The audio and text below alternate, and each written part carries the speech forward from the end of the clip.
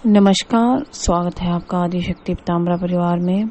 आज हम बुध के अशुभता निवारक उपायों के बारे में बात करेंगे, जो कि लाल किताब में वर्णित हैं। पहले हम बुध की जो प्रवृत्ति है उसको जान लेते हैं। बुध को वैसे नपुंसक ग्रह माना गया है। यह मिथुन व कन्या राशियों का स्वामी होता है। जब कभी बुध को कष्ट होता है तो यह अपने मित्र ग्रह शुक्र को मुसीबत में डालकर अपना बचाव कर लेता है, यानी वह अपनी सारी बला शुक्र के गले में डाल देता है। ये इसका एक बेसिक नेचर है। बुध के सूर्य और शुक्र जो हैं वो मित्र हैं तथा जो चंद्रमा है वो शत्रु होता है।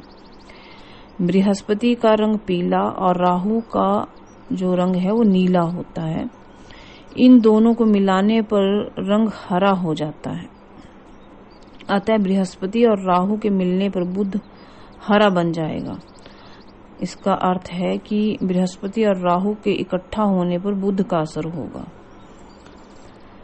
यदि बुध अशुभ है, आपको अपनी कुंडली चेक करानी चाहिए। अगर आपको लगता है कि आपके जीवन में कुछ ऐसी बीमारियां घटित हो रही हैं, जैसे बवासीर है, ज्वर है, गुर्दा स्नायु रोग या दांत विकार उत्पन्न हो रहे हैं, तो ये बुध के प्रभाव के कारण होते हैं।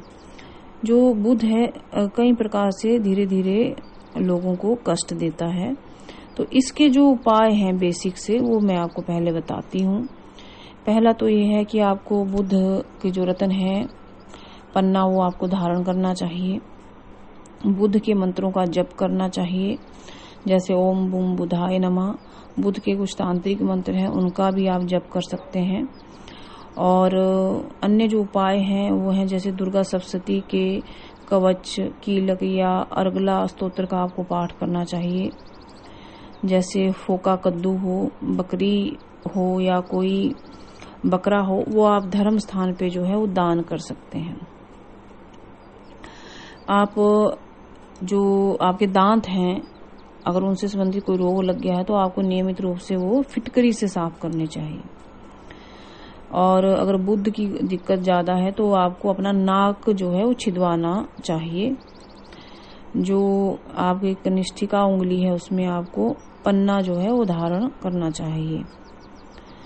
चांदी के सिक्के में छेद करना चाहिए, फिर उसे दरिया में आपको जो है वो बहाना चाहिए। आग में कौड़ियां जलाकर नदी में प्रवाहित करें। ये भी एक अच्छा उपाय है, अगर आप कर सकें तो करना चाहिए। हीरा अपने पास रखें, लेकिन वो जो हीरा है वो आप धारण नहीं कर सकते हैं। पास रख सकते हैं, धारण नहीं करना चाहिए। जैसे घर की छत है, उस पर आपको चौड़े पत्ते वाले पौधे, बांस के पौधे या चक्की के जो पाट होते हैं वो आपको नहीं रखने चाहिए। इससे बुध जो है खराब होता है, बुरा असर आपके जीवन के ऊपर डालता है। मंगलवार की रात को मूंग पानी में भिगोकर रखें। बुधवार को प्रातःकाल वह मूंग जानवरों को आप खिला दें। गौ सेवा करें। गौओं को हरा चारा आपको खिलाना चाहिए।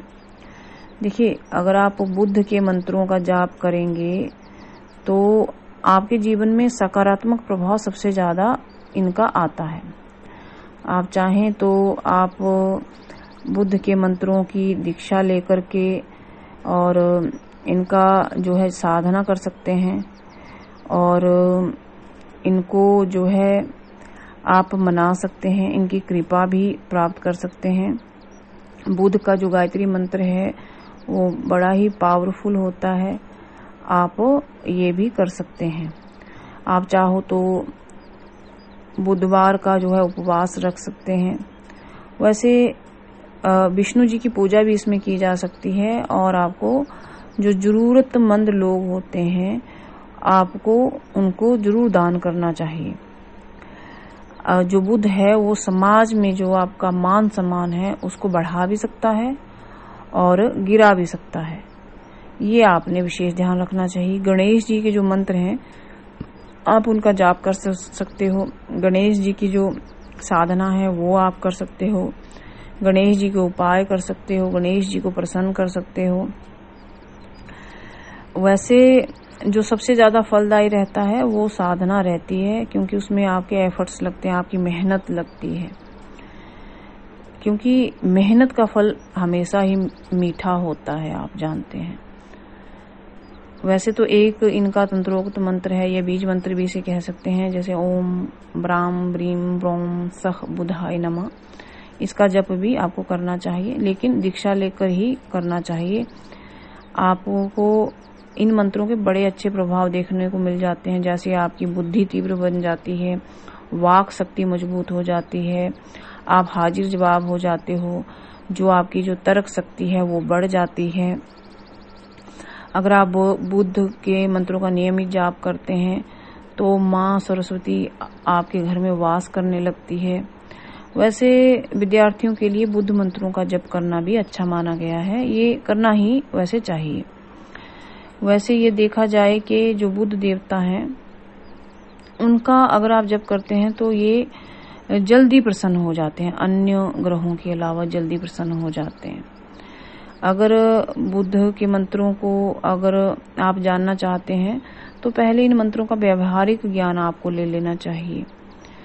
आपको बुद्ध देव के मंत्रों की जाप की जो चीजें हैं वो एकत्रित कर लेनी चाहिए, जैसे माला है, आसन है, यंत्र है। वैसे जो बुद्ध मंत्रों का जाप करते हैं उनकी जो लेखन कला होती है या जो गायन कला होती है वो भी निखर करके सामने आती है, कई बार ऐसा भी देखा गया है। बुद्ध देव के मंत्रों का जाप करने से आत्मविश्वास बढ़ता है। यदि आपकी कोई कला छुपी हुई है तो वो सामने निखर करके आती है। ये सब प्रभाव अच्छे ही हैं, लेकिन अगर बुध आपकी कुंडली में सही हैं और आप बुद्ध के उपाय करते हैं या मंत्रों का जाप करते हैं तब। अगर आप सभी को यह वीडियो अच्छा लगा हो तो लाइक और शेयर करें। धन्यवाद।